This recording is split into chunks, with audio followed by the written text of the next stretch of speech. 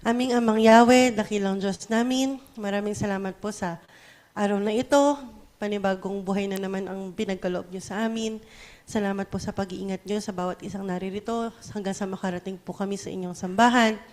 Salamat din po sa mga taong nasa online, sa kanilang puso na willing makinig ng inyong salita. Ama, nananalangin po ako ngayon at humihiling sa inyo ng pusong mapagpakumbaba upang marinig po namin ang mga mensahe mo sa amin. Tulungan niyo po na at bigyan kami ng understanding at wisdom para po maintindihan namin at maitatak po namin sa aming puso at isipan ang inyong mensahe. Gamitin niyo po ako, Ama, at ituro niyo po sa akin ang mga salitang dapat at hindi ko dapat banggitin. At tulungan niyo po na kung ano man po ang gugulo, hahadlang o pipigil para po kami ay makapakinig ay inyo pong alisin at pawiin. Ama, salamat po sa lahat ng biyaya niyo sa amin at patawarin niyo po kami sa aming mga pagkukulang sa iyo. Patuloy niyo po kami amang linisin at disiplinahin na kami po ay makalakad ng naayon sa inyong kagustuhan. In the name of Jesus Christ, Amen. Okay, so mabilis lang po ang aking teaching. Nakuha mo yung Bible. Ngayon po, kasi po, ang story niyan, hindi na po ako makagawa ng slides dahil po yung aking anak, feeling niya marunong na siya mag-laptop. So tuwing magla-laptop po ako, wala. Siya po ang magla-laptop. Feeling niya kaya niyang gawin yung slides. So ang ating, nasa series po tayo ng God is leading us step by step. So ang topic ko po ngayon, small steps but greater purpose. Antayin ko lang po ang aking Bible. Pero ang hinihiling ko po lahat dahil nga walang scriptures, please, kuha po kayo ng inyong mga Bible at tayo po ay magbabasa.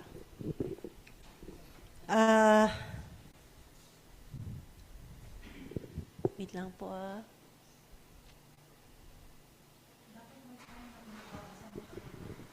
Ano po? May recitation pala minsan. Ang Bible. Ito po ang aking Bible. Ang nakalagay is ang Bible Pinoy version. Yes, dito tayo magbabasa. Para naman magising kayo. Nakakatuwa po kasi itong Bible na to eh.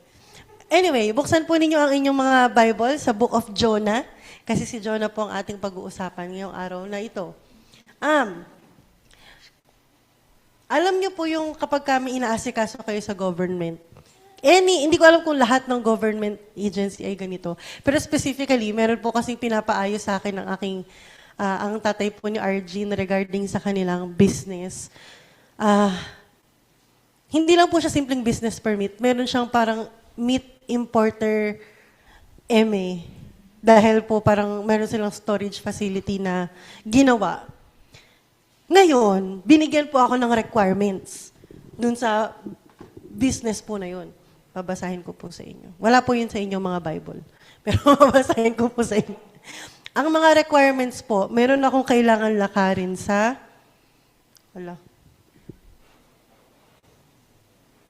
Wait.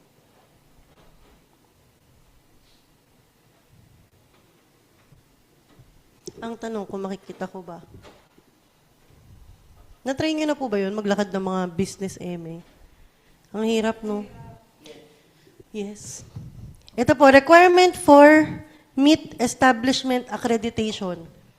Requirements to be submitted. Blueprint of engineering plan, meat and plant cold storage, operational flow, MMMA, to be secured from local government units, DOH, DNR, DTI, LLDA, NMIS. Ang dami po. Tapos, doon muna tayo sa unang-una. Pinuntahan ko, kasi NMIS po yung parang pinaka-final. So, pumunta po kami dun sa NMIS. Alam niyo po ba yun? Ko po alam eh.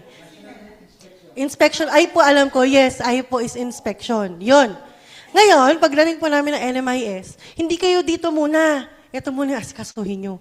Tapos nung pumunta po kami dun sa, una pala is yung parang business permit.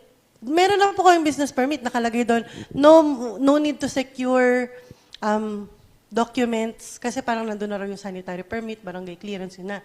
So, nung pinresent po namin kasi ang hinihingi is sanitary permit, sabi, hindi, kailangan nyo kumuha ng sanitary permit. Then, pinakita ko, ito po nakalagay, no need to secure further documents, kasi andito na raw. Hindi, may ibang sanitary permit.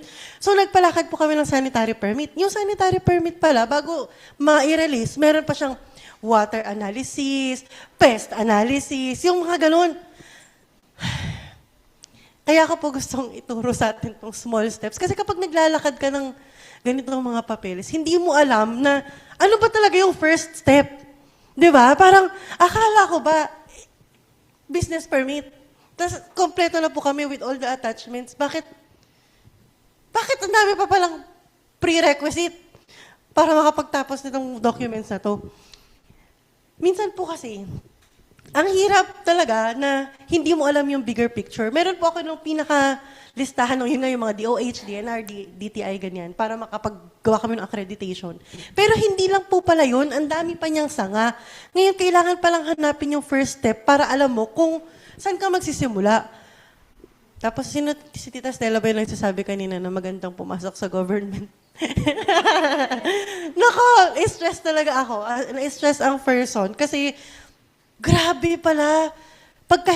Kahit alam mo na yung bigger picture, ang dami pang mga hidden. Pero hindi po ganun ang kaso nung kay Jonah.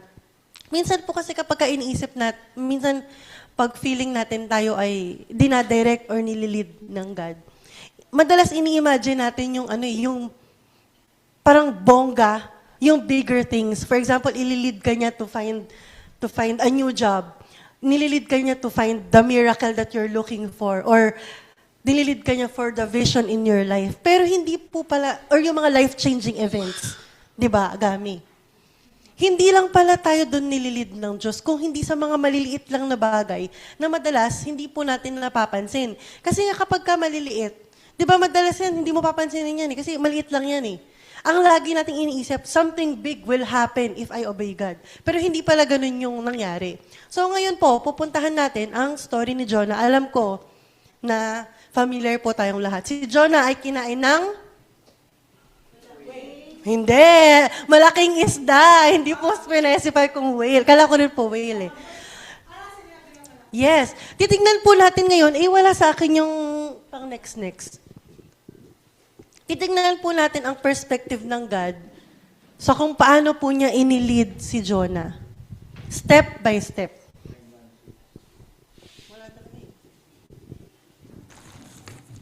Ay, sorry. So, step 1. God speaks clearly. Hindi lang po ito sa buhay ni Jonah, kundi i-apply din natin to bilang tayo ay mga tagabasa ng salita ng Diyos. Step 1, God will speak clearly. Kailan ba naging malabo ang Diyos? Di ba kapag binasa natin at pinagnilay-nilayan ang kanyang salita, napakalinaw, to the point na minsan ayaw mo nang basahin kasi parang pinatatamaan ka na lang lagi. Di ba? Sabi dito sa Jonah chapter 1, verse 2, ito ang sinabi ng Diyos kay Jonah. Pumunta ka sa Nineveh na isang malaking lungsod at sabihin mo sa mga taga roon na umabot na sa aking kaalaman ang kanilang kasamaan. Sabi po sa Pinoy version, pumunta ka sa great city ng Nineveh tapos mag-prophesy ka laban sa kanila kasi alam kong grabe na ang kasamaan nila. Cute, di ba? Mas naiintindihan niyo yung Pinoy version, di ba? Pero, nag-prepare si Jonah papuntang Spain para takasan ang God.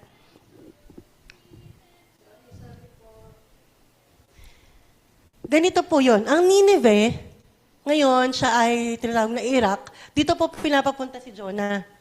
Pumunta siya sa kabila, sa Spain. Dito po siya papunta. Yung barkong kanyang sinakyan ay papunta sa Spain. So, kabaligtaran ng pinapagawa ng God. Sa viewpoint, sa POV ng God, parang simple lang eh. Punta ka sa Nineveh at sabihin mo sa kanilang, alam ko yung mga kasamaan nila. Ganun lang yung gustong gawin ng God. Pero, alin po? Opo, sinadya ni Jonah. Sa verse 3, pero nag-prepare si Jonah papuntang Spain para takasan ang God. Di ba? Pumunta siya sa Joppa at nakakita siya doon ng isang barko papuntang Spain. Sorry po, kasi Pinoy version yung ginagamit ko, so medyo updated na siya talaga. Nagbayad siya ng pamasahe, sumakay sa barko at bumiyahe papuntang Spain kasama ang mga crew. Akala niya, wala doon ang presence ng Diyos. Kailan ba natin matatakasan ang God? Nakaka-relate ba tayo? Tinakasan na ba natin ever ang God sa pinagagawa niya sa atin? Di ba? Madalas. Yung sa sinasabi lang ng God na, pwede kang magalit, wag ka lang magkakasala. Nagkasala ka. So, tinatakasan mo lang ngayon ng God. Di ba? Or, sinabihan tayo na, wag kang magsisinungaling. Kaso nagsinungaling ka. Hindi yung kasinungalingan ko naman for their own good eh. Di ba? Tinatakasan na natin ang God. Si Jonah po, ganyan na ganyan ang ginawa niya. Napakalinaw ng sinabi ng God. Napakalinaw din ang ginawa ni Jonah. Complete opposite. At madalas po, pag tayo ay tumatakas sa Diyos, madalas yan, feeling natin napaka-logical nating tao na pinag-isipan nating mabuti yung ating ginagawa. Di ba? Feeling natin talaga makakatakas tayo sa God. Tapos minsan, mag-aano pa tayo i-justify pa natin yan. Hindi ko gagawin ang pinapagawa ng God kasi ang hirap. Or baka may masaktan ako. Or baka ma-offend siya. Or ang layo, nakakapagod. Hindi ako yung tamang tao para sa trabaho na yan, God. Hindi nila, si Jonah, ganito po kasi, kaya ayaw ni Jonah at tinakasan niya na pumunta sa Nineveh. Alam niyo ba kung bakit? Ang Nineveh po ay isang very powerful na nation, nakaaway ng Israel, ng mga people ng God. Hebrew si Jonah di ba? Hindi po tumakas si Jonah dahil natatakot siya sa power ng nation ng Nineveh, ng city of Nineveh. Kung hindi, dahil kilalang kilala niya ang Diyos. Mababasa po natin yan mamaya kung bakit nga ba.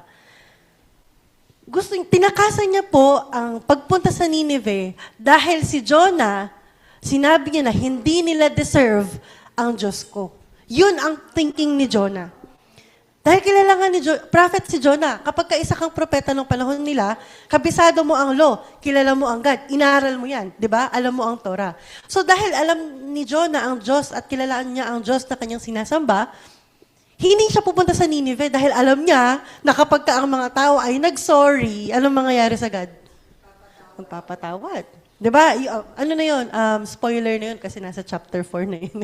Pero nasa chapter 1 pa lang tayo. Ituloy natin. So, tumakas daw siya, sumakay siya dun sa kabilang boat. Di ba? Verse 4, pero nagpadala si Lord ng super lakas na hangin sa dagat. Kaya halos mawasak ang barko dahil super lakas ng bagyo. Yun po talaga yung nakasulat sa aking Bible. Dahil super lakas ng bagyo. Takot na takot yung mga crew, kaya nag-pray sila sa kanila nilang Diyos at hinagis din nila ang kanilang mga gamit para pagaanin ng barko. Habang nagkakagulo sila, si Jonah naman ay nasa baba sa isang sulok ng barko at mahimbing na natutulog. Sino na po dito ang nakasakay sa boat na malakas ang alon? Na-try nyo na ba yun? Hindi pa? Hindi pa? Pero yung barko. Di ba? So, lumapit daw sa verse 6, lumapit sa kanya ang kapitan ng barko. Sabi niya, grabe ka, nakuha mo pang matulog? Bumangon ka at mag-pray sa Diyos mo. Baka sakaling maawa siya para hindi tayo mamatay, sabi po nung kapitan ng barko. So, umakit si Jonah at sinabi ng mga tao sa barko, bakit kaya bigla na lang ganito kalakas ang bagyo? Magpalabunutan tayo para malaman natin kung sino ang dahilan ng bagyong to. Siyempre, sino ang lumabas sa palabunutan? Di ba? Hindi, sa panahon po natin, hindi na po ito hindi magpapalabas ang God ng mananalo ka na lang tita bigla sa loto. Ibang kwento po yon. Sa palabunutan na to, sino ang lumabas? Si Jonah. Tinanong nila, sabihin mo nga sa amin, sino ba ang dahilan ng bagyong to? Ano bang trabaho mo? Saan ka galing? Anong bansa mo? At anong nationality mo? Isa akong Hebrew. Sagot ni Jonah, sa verse 9 na po tayo. Nag-worship ako kay Yahweh, ang Diyos ng langit at ang gumawa ng dagat at lupa. Inamin din daw ni Jonah na tinakasan niya ang kanyang Panginoon. Kaya grabe ang takot ng mga crew at sinabi sa kanya, sobra ka! Alam mo ba kung anong ginawa mo? Ganun din po ba nakasulat sa inyo? Hindi. Dahil lalong lumakas ang bagyo, tinanong nila si Jonah, anong dapat namin gawin sa'yo para huminto na ang bagyo? Siyempre, tinanong nila si Jonah. Anong sinagot ni Jonah? Ihagis nyo na lang ako, patayin nyo na lang ako. Yun ang sinagot niya, di ba? Isipin po ninyo, si Jonah ang nakakakilala ng totoong at kaisa-isang Diyos na si Yahweh. Inamin niya na tinalikuran niya ang utos ng Diyos sa mga taong hindi naniniwala kay Yahweh. Ang mga kasama po ni Jonah dito sa barko ay mga pagans or hindi sila naniniwala kay Yahweh. Ngayon, sinabi ni Jonah na, isipin niyo kayo si Jonah. Tapos ang mga kasama mo ay hindi kilala kung sino ang totoong Diyos. At kumbaga para kang mag-ano sa kanila. Ano yun? Magko-confess na, ay, tinakasan ko yung aking Panginoon. Kasi, ayoko yung pinapagawa niya. Tapos, yung sumunod niyang sasabihin, ang sarap din anuhin itong, propeta po, itong pinag-uusapan natin Sa propeta lang gagaling itong mga salitang to. Nung tinanong nila ang propeta kung anong gagawin sa kanya, anong sinabi? Patayin niyo na, ihagis niyo na lang ako sa dagat. Sa perspective po ng mga taong hindi naniniwala sa Diyos, hindi ba't mapapaisip ka na, okay lang ba yun sa Diyos niya? Napapatayin siya? Kung propeta siya ng Diyos na yun, talaga bang okay lang yun sa Diyos niya na patayin yung propeta? Di ba parang hindi ka sasamba dun sa Diyos na sinasamba ng propeta na yun? Kasi yung mga salita ni Jonah, di ba, as a witness, si Jonah ay isang witness ng true and living God. Masasabi ba natin yun? Di ba proud na proud tayo? Tayo ay mga Kristiyano.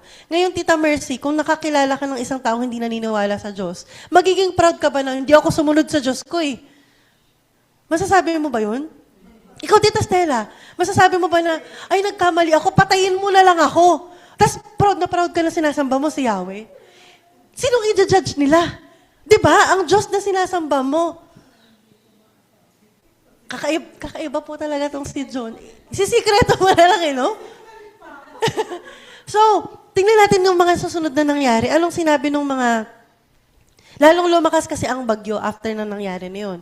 So, sa verse 12, sinabi niya sa kanila, buhatin niyo ako at ihagi sa dagat. Tapos huhupa na ang bagyo. Alam ko, ako ang dahilan kung bakit nakakaranas kayo ng malakas na bagyo. Pero sinubukan pa rin ng mga crew na itawid itong bagyo na to, di ba? Na magsagwan papuntang Pampang, kaso hindi nila kinaya kasi mas lalong tumindi ang bagyo. Ngayon, sa verse 14, sino ang mga nag-pray? Sino? Yung crew. Hindi si Jonah yung nag-pray. At kanino sila daw nag-pray? Kay Yahweh. Di ba? Sinabi nila, sabi po dito sa Bible ko, please Lord, parang awa nyo na. Huwag nyo kaming hayaan mamatay dahil sa taong to. Huwag nyo kaming parusahan sa gagawin namin sa Kanya. Kayo po ang may gusto nito. Kasi nga, propeta na yung nagsasalita. Spokesperson siya ng God Tayo po ngayon sa panahon natin, ngayon tayo ang mga spokesperson ni Yahweh. So ang lahat ng lalabas sa bibig natin, babalik yan kay Yahweh. Ganun yung nangyari kay Jonah. Sinabi niya, ihagis niyo ako. So itong mga taong to, humihingi na agad ng tawad. Di ba? Kasi papatayin nila yung propeta ng God. So nung hinagis nila, verse 15, kaya binuhat nila si Jonah at hinagis sa dagat, tapos kumalma agad ang dagat. Kaya mas tumindi ang takot ng mga crew sa Diyos. Nag-offer sila ng sacrifice at gumawa ng vow para sa God. Isipin po ninyo, yung moment na yon, yung mga pagan panatao na hindi naniniwala sa Diyos, ang nanalangin, nag-sacrifice pa sila, at nagkaroon pa ng mas matinding respeto sa Diyos matapos ng lahat ng pangyayari na yun. Hindi po yung propetang Jonah. Si Jonah nasa na, wala na, nasa dagat na. 'Di ba? Ang irony na binabasa natin dito, sila ang mas natakot sa Diyos, sila ang mas nagkaroon ng respeto, sila ang naghanap ng katotohanan at nanalangin. At sila pa ang nagtry na isalba yung buhay ni Jonah, hindi yung propeta. Yung propeta po na bida dapat dito sa kwentong to ay natutulog habang bumabagyo. At nung nagising siya, sinabi niya na patayin niyo na lang ako. 'Di ba? Anong klase? Kakaiba talaga tong book na to. Feeling ko, gusto lang mamatay ni Jonah kasi easier way out yun Kasi nga, di ba, tumakas na siya sa Nineveh. Nasundan pa rin siya ng God hanggang dun sa boat. So, pag siguro namatay na siya, tapos na siya. Hindi napapagawa sa kanya ng God yung pinapagawa. Kaso may chapter 2. Ano kaya nangyari sa chapter 2? Pagkahagis kay Jonah, hindi pala, sa verse 17 pa lang. Pero, basahin nyo nga po sa Bible po ninyo verse 17. Sa utos ni Yahweh, nilamon si Jonah ng isang dambuhalang isda sa utos ni Yahweh. Ano po yung kasunod? Oh, 3 araw at 3 gabi na nandun ka sa loob ng malaking isda. Namatay ba si Jonah doon? Hindi! Di ba? Sabi siguro ni Ama, ano, ihagis ka dyan? Isa-save pa rin kita dahil hindi pa tapos ang pinagagawa ko sa'yo. Pwede daw pala siyang patay doon. Pero hindi, may chapter 2. Tingnan natin kung ano nangyari sa chapter 2. So, tapos na tayo dun sa first step. God spoke clearly, pero hindi po nakinig ang ating propeta. Ganyan tayo. Napakalinaw na lang sinasabi ng God na mamili tayo ng pakikinggan natin. Tama, mali? Di ba? Yung gusto lang natin. Yung gusto, pag masarap sa tinga natin, sige Ama, susunod ako, masayang masaya ka pa. Pero pag ayaw mo yung paggagawa sa'yo ng God, ganyan din tayo kay Jonah, magbibingi-bingihan, magbubulag-bulagan, tatakas, kunyari, busy. Di ba? Sa step 2 ng God, God stops for restoration. Ito po yung ginawa niya sa chapter 2. Sa loob ng sa tiyan ng malaking isda, si Jonah ay nanalangin. Ibig sabihin, makakapanalangin ba ang patay? Hindi. O, di ba? Next episode, season 1, episode 2. Andito na po tayo. Episode 2 na tayo. Si Jonah ay buhay. At ang nangyari sa kanya ay nanalangin siya sa chapter 2. Nag-pray si Jonah sa Diyos niya habang nasa tiyan siya ng isda. Sabi niya, nung nahihirapan ako, Lord, nag-pray po ako sa inyo. At sinagot niyo ako. Mula sa kailaliman ng shoal, sumigaw po ako at boses ko'y narinig niyo. Technically, hindi siya nag-sorry sa Diyos. Wala siyang sinabi lang, sorry po Ama, tumakas ako. Walang ganon. Pero sinabi niya na sinagot daw siya ng God. Verse 3, tinapon niyo ako sa kalaliman papunta sa pusod ng dagat, malakas na agos ang bumalot sa akin, malalaking alon ang humampas sa akin. Ang sabi ko, sa paningin niyo ako'y inilayo. Makikita ko pa kaya ang banal na temple niyo? Pinaligiran ako ng mga tubig, sa kailaliman ay lubusang hinigop, at mga halabang dagat sa ulo'y pumupulupot. Sa paanan ng kabundukan ako'y pupunta, mga gate nito ay forever nakasara. Cute, diba? Pero mula sa hukay, niligtas niyo po ako, O Lord na aking Diyos. Habang ang buhay na ito'y unti-unting nawawala, kayo po ang aking naaalala. Nakarating sa inyo ang prayer ko, umabot ito sa banal na temple nyo. O, di ba? Habang siguro, kasi kung malaking isda po yung nakakain kay Jonah, wala po yun dun sa yung mababaw. Di ba? Sa pinakailalim pa yun kung malaking isda. So si Jonah, at bumabagyo nung time na nilaglag po siya dun sa boat, panigurado, talagang nahampas siya ng malalaking alon. At nakita niya pa yung bagyo. Yung feeling na, na-try niyo na ba yun? Naranasan niyo na ba yung para kayong nalulunod? I think nangyari yun kay Jonah. Kaya sa mga last moments niya na, feeling niya kasi talaga mamamatay na siya. Sino ba mag-aakala na ililigtas siya lang? Kung ikaw yun, sino akalain niyo ba, Ninong, na kung nalaglag ka sa dagat, bigla na lang may malaking isda magsisave sa'yo? Di ba hindi? Feeling ko si Jonah, syempre hindi niya alam yung mangyayari sa buhay niya. Kala niya talaga katapusan niya na. At sa katapusan niya ay nananalangin siya. Kaya ganito na lang yung panalangin niya. Na pinakinggan daw ng Diyos ang kanyang panalangin nung siya'y papunta na sa shoal or sa kamatayan. Sa verse 8, yung mga nag-worship sa mga Diyos-Diyosan na hindi naman talaga loyal sa inyo. Pero ako, mag-offer po ako sa inyo ng mga awit at pasasalamat. Yun ang promise ko, tutuparin ko. Ang kaligtasan ay galing po sa inyo, Lord. Tapos, verse 10, inutusan ng Diyos ang isda at niluwa nito si Jonah saan? Oo, di ba? Sa dalampasigan na, automatic may pamasahe na siya. Pero hindi po siya dinala sa Spain. Saan siya dinala? Saan papunta yung ng tingin nyo? Sa dalampasigan na ng Nineveh. Ang Diyos pa rin ang nasunod. Di ba? Yun ang nirestore ng God. Kasi kung propeta niya si Jonah, nabubuhay ito ng banal, panigurado. Ayaw niya lang talaga yung isang inuutos sa kanya ng God na pumunta sa Nineveh. Sa step 3, God works through imperfect obedience.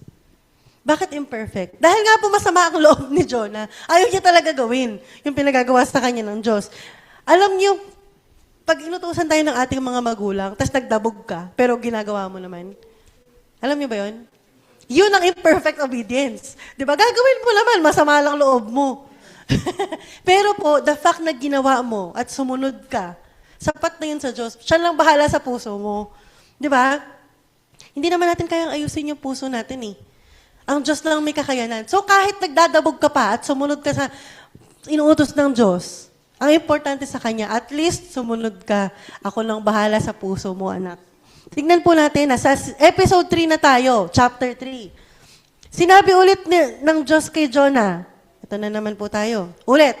Para tayong nag-rewind. Kasi ito rin yung sinabi sa chapter 1. Tumayo ka at pumunta ka sa great city ng Nineveh. Tapos sabihin mo sa kanila ang message ko. Kaya, gaya ng utos ng God, nagpunta nga si Jonah sa Nineveh na talagang napakalaking city. Lungsod, tita. Okay. Kasi, abutin ng 3 days pag nilakad ang magkabilang dulo nito. 3 days. Oo nga naman. Malaki naman talaga ang city ng Nineveh. Kasi nung time po nila, paalang ang gamit di ba? Iraq po. Iraq na siya ngayon. Sa unang araw pa lang ng paglalakad niya sa Nineveh, nag-start na siyang mag-prophesy. Kung familiar po kayo sa mga prophecies ng ibang mga prophets, sa Isaiah, Daniel, Ezekiel, di ba ang dami po nilang message? Ang message po na binibitbit ni Jonah na pinasasabi ni Ama sa original text po ng Hebrew, alam niyo kung ilang words lang? 5 words lang po na paulit-ulit.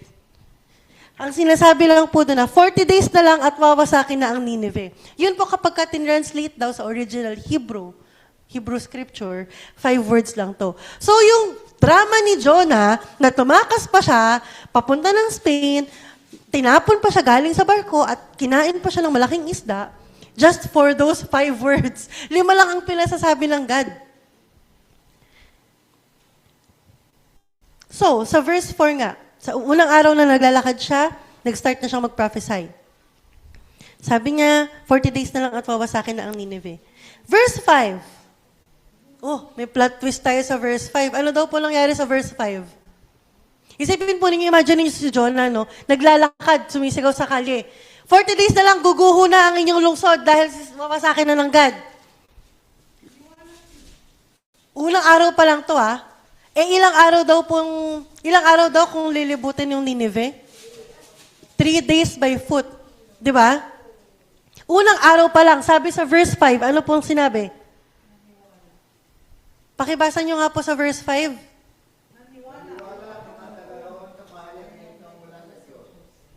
At?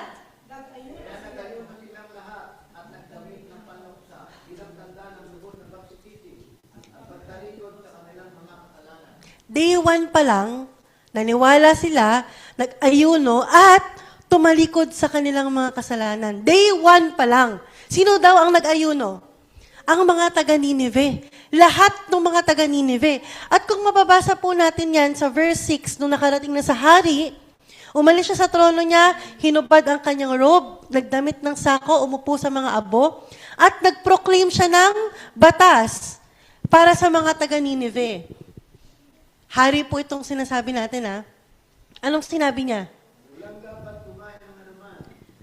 Ito'y ipinasasabi niya sa mga taga-Nineveh. Ito ang utos ng hari at ng kanyang mga pinuno. Walang dapat kumain ng anuman, wala ring iinom, maging tao o hayop. Lahat ng tao at hayop ay magdadamit pang luksa. Imagine niyo na lang po kung si Tuti nandun, nakadamit siya ng pangluksa. Di ba?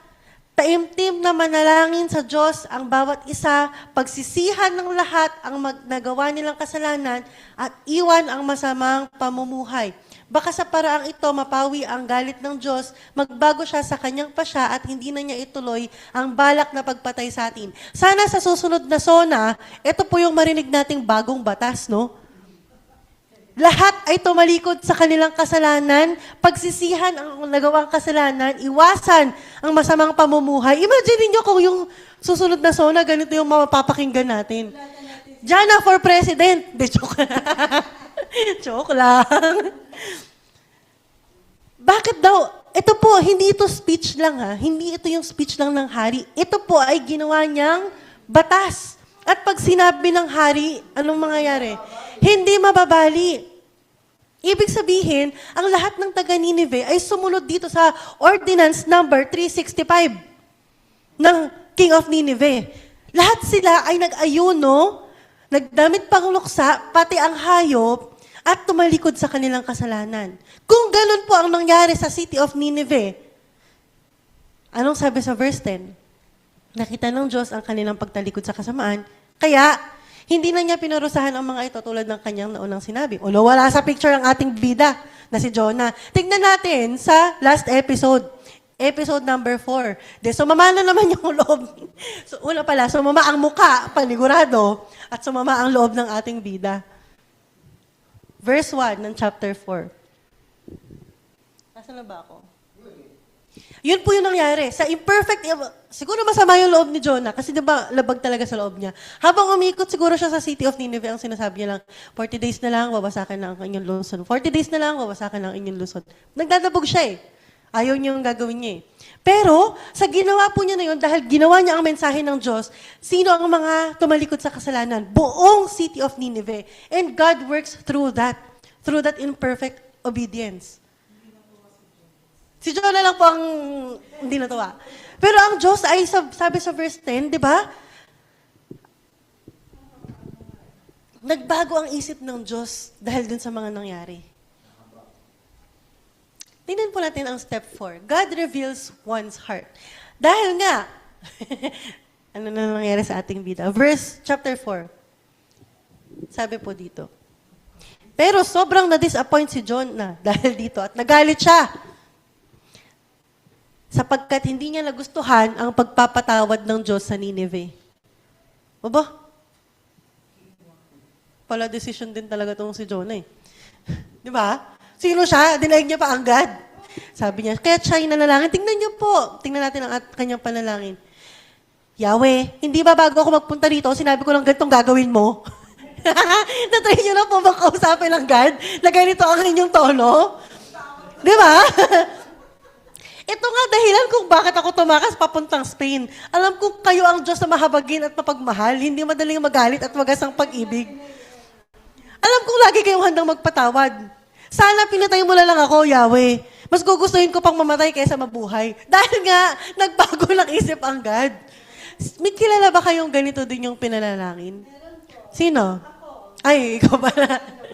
Isang propeta nang nalalangin din ng ganito. Kilala niyo kung sino? Si Elijah. Dahil di ba ang ganda ng miracle na pinakita ni Elijah, yung umulan, tas ni isa walang naniwala, ang prayer ni Elijah sa Diyos, sana pinatayin mo na lang ako. Ganito na, isang propeta pa lang. Isipin po ninyo mga propeta ng God, ganito siyang kausapin. Mabuti na lang hindi kita kaya kausapin ng ganito, nakakahiya. Sumagot si Yahweh. Ayan na. Anong kinagagalit mo, Jonah? Paano kaya pag tinanong tayo ng God ng ganun? Anong kinagagalit mo, Vic? Anong kinagagalit mo, Jason? Mimay, galit ka ba? Paano pag tinanong tayo ng God ng ganyan, no? Pagkasabi nito, feeling ko hindi lang lumakad. Nagdabog talaga to. Sure talaga ako, nagdabog talaga si Jonah. Papunta sa silangan ng lungsod at naupo. Gumawa siya ng isang silungan at doon hinintay ko ano ang mangyayari sa lungsod. Umaasa pa siya na magbabago pala naman ang isip ang God. Hinintay niya siguro na may hindi susunod dun sa batas ng hari, di ba? Pero love pa rin ng God si Jonah. Ano nangyari ng verse 6?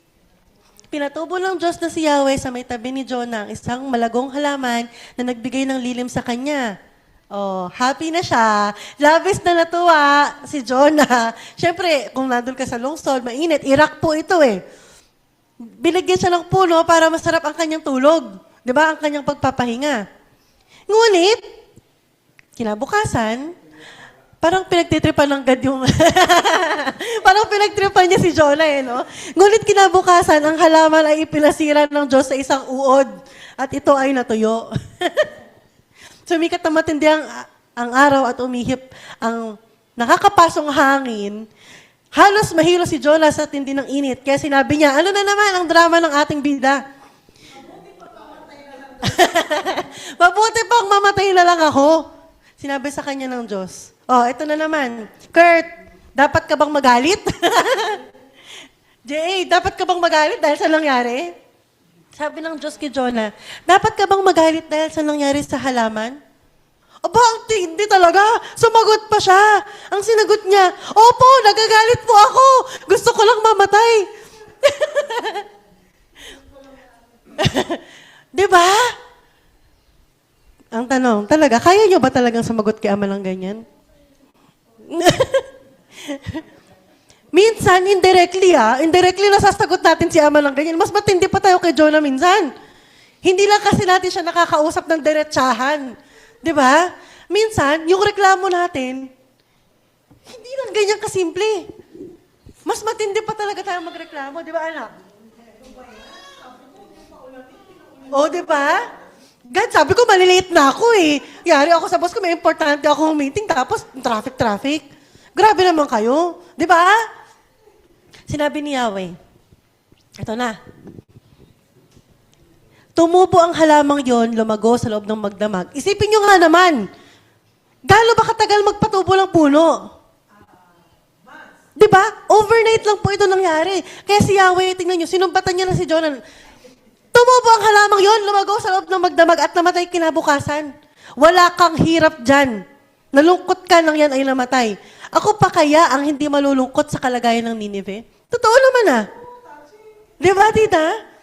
Ito'y isang malaking lungsod na tinitirhan ng mahigit na 120,000 na tao na hindi alam kung ano ang mabuti o ang masama.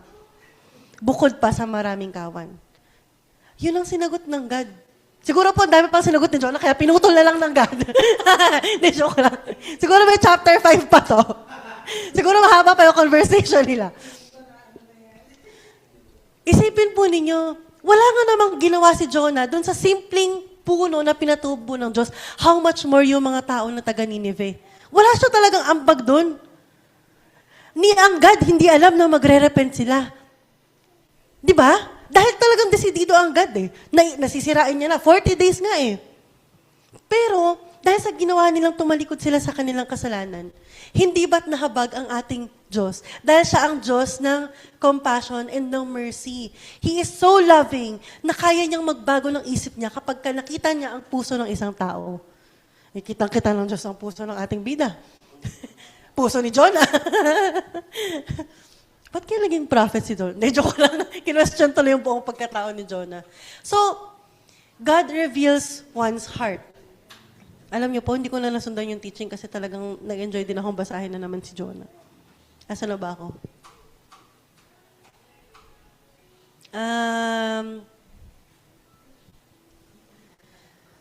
Yung book po na to, para siyang open-ended eh. Sabi ko nga, baka may chapter 5 na hindi na lang sinama ni Ama kasi ang daldal ni Jonah, sumasagot-sagot pa. Pero feeling ko po, itong last na binasa, kasi sa English ang ganda po niya. Teka lang nga, babasahin natin siya sa English. Sabi po dito sa ESV po ito,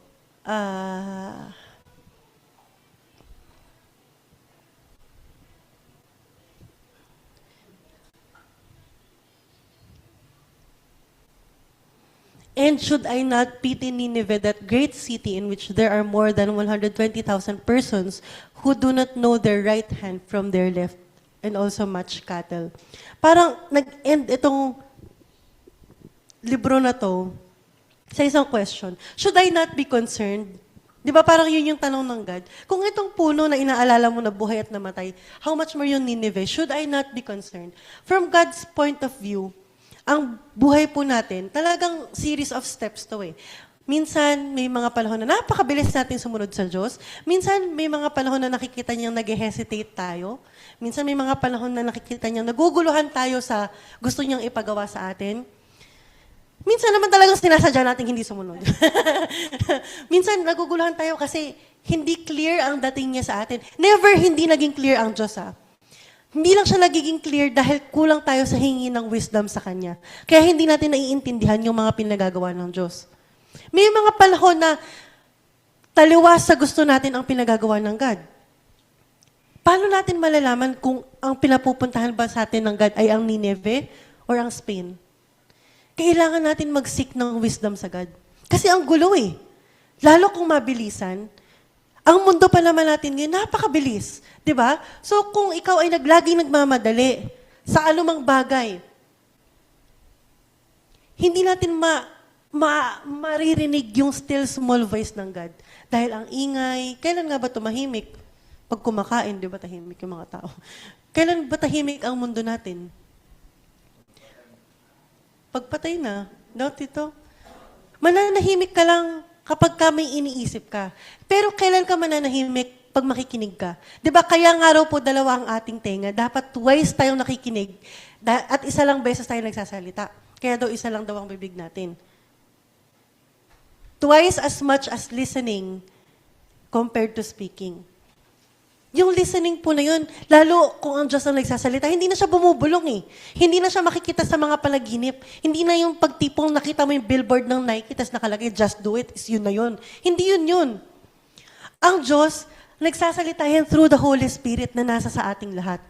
At hindi natin mapapakinggan yan kung ang utak natin ay pinangunahan na natin ng Holy Spirit. Ang dami nating plano sa buhay natin. Hindi natin alam na yung plano ng God, paano pag biglang bumalik na nga si Jesus Christ? Nagawa ba natin yung purpose natin? Bakit nga ba bigla na lang kayo magkikita ng mga kamag-anak mo para magbingo? Si mama kasi gustong-gusto magbingo pag nakikita yung mga kapatid niya. Buti lang naiwan namin yung bingo. No, hindi nga siya nakabingo. Buti na nga lang, di ba?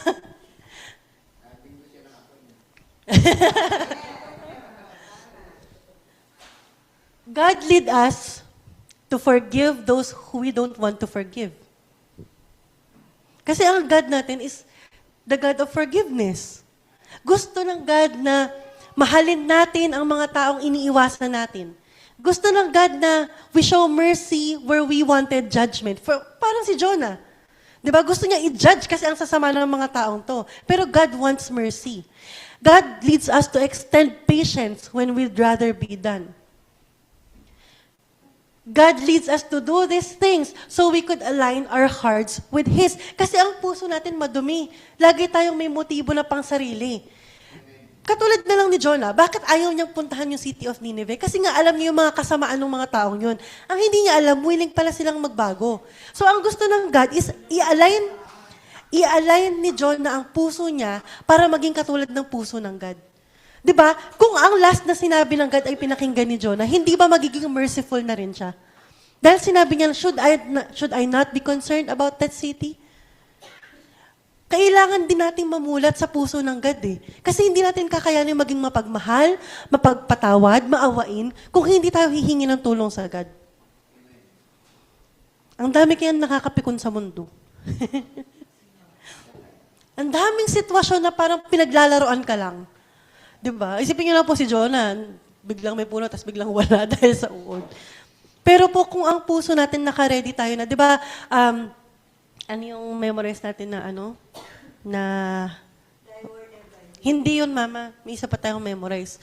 Yung sa Proverbs din yun eh. Delight yourself in the Lord and He will give you the desires of your heart. Hindi pala natin puso yun, no?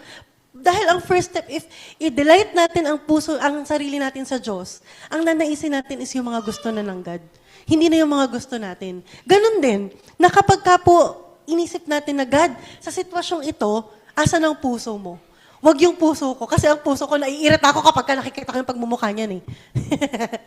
Di ba? Talungin natin dahil ang ating Diyos ay napaka-merciful and loving and compassionate. Kapag ka po ang puso natin ay hindi aligned sa gusto ng God, He exposes us, katulad ng ginawa niya kay Jonah. Hindi para ipahiya tayo, kung hindi para mahubog tayo sa kung ano nga ba ang puso na gusto ng God na meron tayo. Ang ating Diyos ay banal. God leads us step by step until our hearts can reflect His heart. At hanggat hindi po natatapos yung gusto ng God na yon, kailangan ang ending lagi is yung puso natin ay katulad ng puso ng God. So, ang question ko po sa atin ngayong lahat. This story invites us to take the next faithful step today. Tanungin natin lagi, God, should I not be concerned with this? There's nothing too small with God. Isipin nyo, paano kapag pinaikot na lang kayo dun sa office nyo, tita, sa City Hall, sabi mo, 30 days na lang, babalik na si Jesus. Joke lang. Hindi, isipin natin, kung sa maliit na gagawin natin, kahit imperfect obedience, sa humingi tayo ng tulong sa God, gaano natin mababalik yung glory for a greater purpose kay Ama, dun sa small step na gagawin natin. Di ba kung isipin natin, pinaglakad lang naman siya ni God, pinaglakad lang naman ng Diyos si Jonah sa Nineveh at sabihin 40 days maguguho na ang city na to. Pero sumunod siya kahit padabog. Tapos inayos ng God ang kanyang puso. Kasi yun yung last step eh. Step 4, God reveals one's heart. At kapag ma-realize natin na ang puso natin ay wala sa puso ng God, it's the time na, Ama, tulungan mo ako, ayusin mo yung puso ko. Kasi mali yung puso ko eh. Gawin mo nga yung puso ko katulad ng puso mo. At magiging okay din. Hindi na tayo, ayoko nang masumbatan ni Ama. Yes, Tito, pusong dalisay. Ano yung sinabi niya dun sa chapter 4? Sabi ni God, sabi ng Diyos kay Jonah. Nung tinanong niya, anong rason mo para magalit? Wala, di ba? Wala tayong ambag sa God.